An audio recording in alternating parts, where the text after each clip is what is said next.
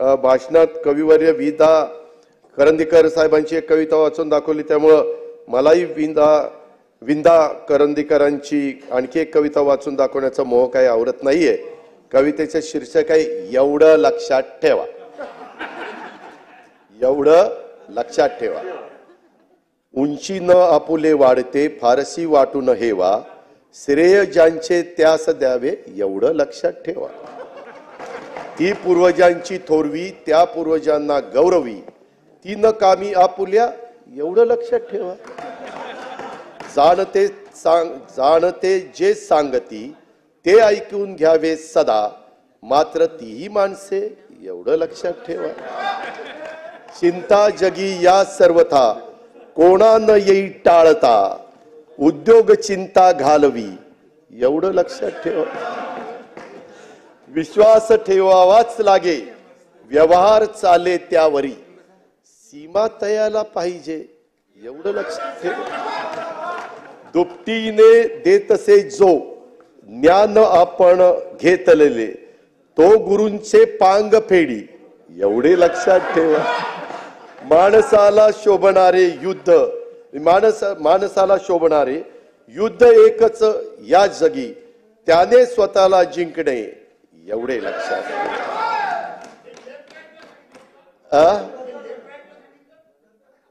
आता भास्करराव तुम्ही अध्यक्ष महोदय, खरं तर ह्याच्यामध्ये बऱ्याच जणांनी माझ्यावर टीका केलेली आहे.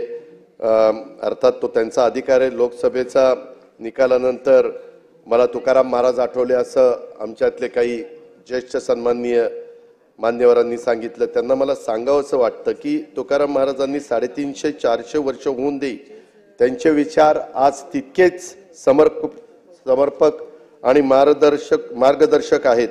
प्रसंगी कासेची लंगोटी देण्याची आणि नाठाळ्यांच्या माती काठी हाणण्याची ताकद ठेवणारे ते संत होते. तुकाराम महाराज विद्रोही संत होते. त्यांचं आणि आमचं वर्षानुवर्षाचं नातं आहे.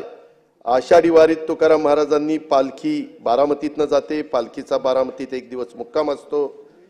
आमच्या काटेवाडीत मेंढ्यांचं गोल रिंगण करून पालखीचं स्वागत आम्ही करतो. त्यामुळे तुकाराम महाराजांना आम्हाला नवे नाहीत, ते आमच्या विचारात आहेत, ते आमच्या श्वासात आहेत, ते आमच्या ध्यासात आहेत, ते आमच्या रक्तात आहेत.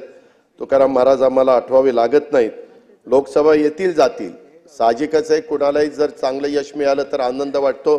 तुम्हाला तो आज वाटतोय ते मी काही नाकारत नाही, परंतु विधानसभेत पण तशा प्रकारचा अनुभव येतील जातील. परंतु तुकाराम महाराज त्यांचे विद्रोही विचार कायम आमच्या सोबत आहेत. तुकाराम महाराजांसोबत संत सोपान काका आणि संत जगनाडे महाराज यांच्या पालख्या सुद्धा माझ्या बारामतीतनं जातात आणि त्यांच्या आणि इतर संत महात्म्यांचे संस्कारही आमच्यावर आहेत. त्यामुळं तुम्ही केलेल्या आरोपात तथ्य नाही एवढंच मला त्या ठिकाणी सांगायचं आहे.